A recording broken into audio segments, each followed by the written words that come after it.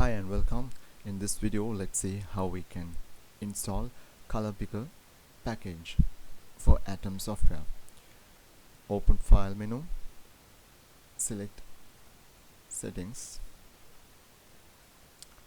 and in settings go to install option, then type color dash picker, and you will see the last one, color dash picker 2.3.0 version, which has the highest number of downloads. And you can see this is the icon, and click on the install button.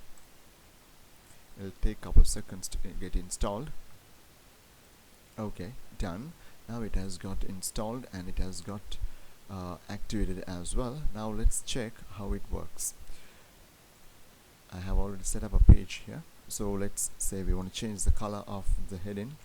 We type color colon, and you can type Control Alt C. Control Alt C will bring up the color picker tool for you, and you can choose whatever the color type you want, and then you can click on that, and that's it. Simple as that.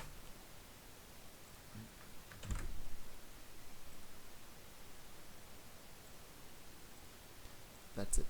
And if you want to change a color, you can keep the cursor over a color, and you can press the same shortcut key Ctrl Alt C, and you can again change the color, and you can just click on it and it will replace that. Thank you very much. See you on another video.